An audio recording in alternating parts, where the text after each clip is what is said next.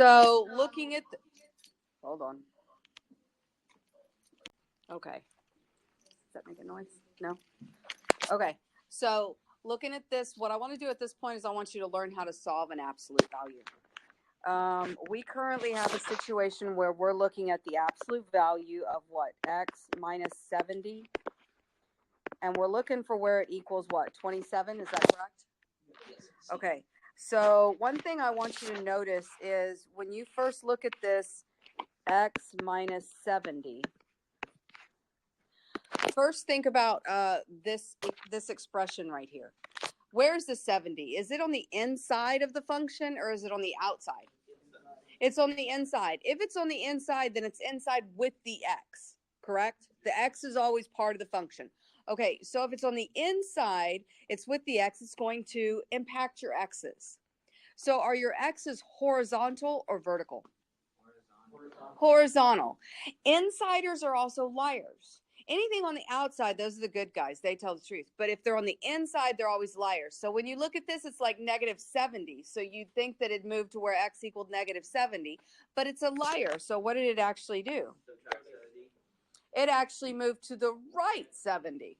But because it was negative, we expected it to move to the left. So it took our parent graph, which would have been right here, and it moved it right 70. Does everybody see that?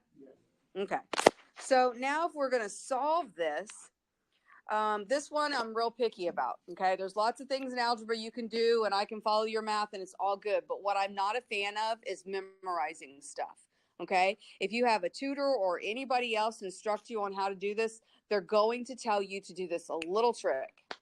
I'm not interested in a little trick. I'm interested in you actually knowing what you're doing. So, for example, the absolute value of negative 16 equals what? The absolute value of 16 equals what? Yes. No matter what, we're equaling a positive 16, correct? Okay. Now, on this day, was it negative 27 degrees? No. So it would not make any sense for us to make that 27 negative. So the way you do this is you have an absolute value. First of all, in the solving process, the absolute value has to be all by itself. It can't be multiplied by 2. Now, let's be clear.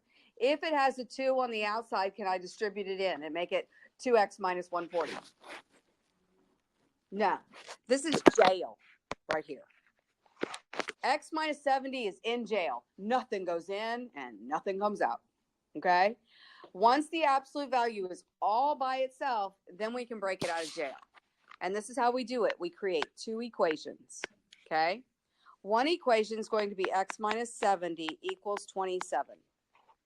In other words, it's going to look just like it is, except you leave off the absolute values. But the other one, we have to deal with that negative. So it's going to come out negative x minus 70. Got to have parentheses. If you don't have parentheses, it's wrong. And if you don't do this step, you're going to lose points because this is how it happens. The next step is just going to be the cheat. So do you see how the left one, I could quickly just add 70 and I get 97?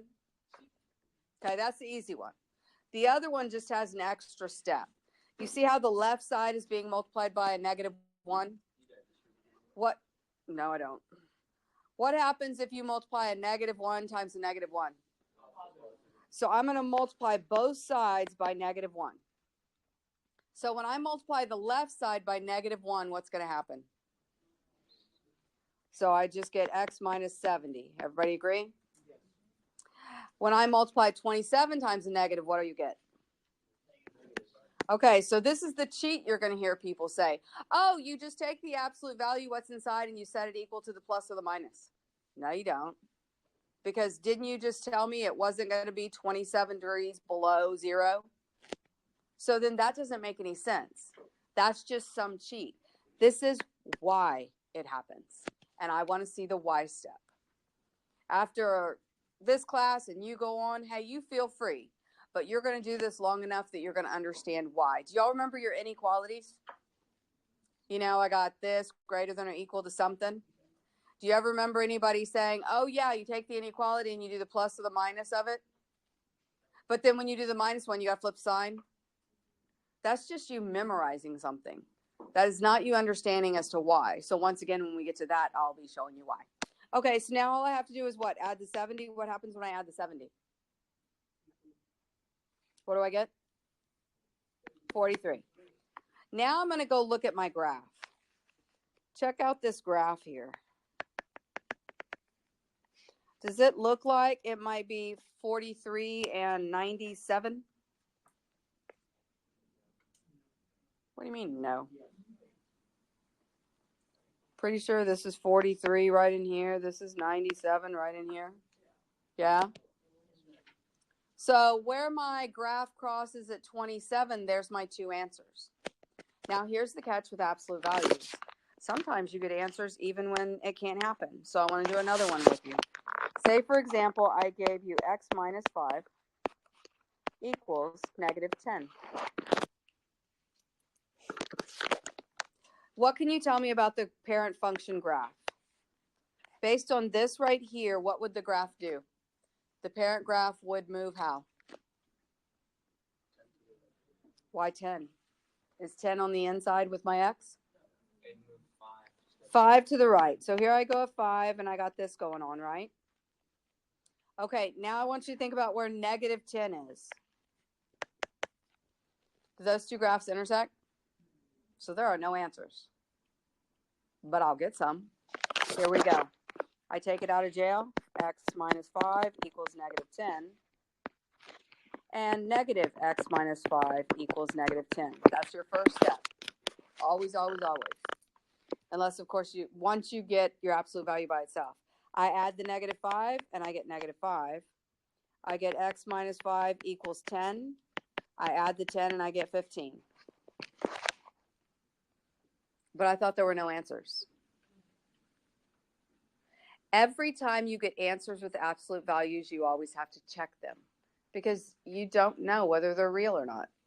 Graphing them is an easy way to know. So if I plug in this answer, that means I got negative 5 minus 5 equals negative 10. I got negative 10 equals negative 10. I got 10 equals negative 10. Does 10 equal negative 10? It is called an extraneous solution. Think of it as an extra solution. This one over here, I got 15 minus 5 equals negative 10. I got 10 equals negative 10. I got 10 equals negative 10. Extraneous solution. So I had to check my answers because absolute values are just horrible and they like to give you fake answers. Are we okay with that? There was something else I was going to tell you. Okay, so now this is what I want you to think about. Did you have to do all that work? Do you automatically know an absolute value cannot give you a negative answer? So then you can say an absolute value cannot give you a negative answer, therefore there are no solutions. And you don't have to show any of that work. Make sense? Okay. So you have any questions for me? Okay, so you have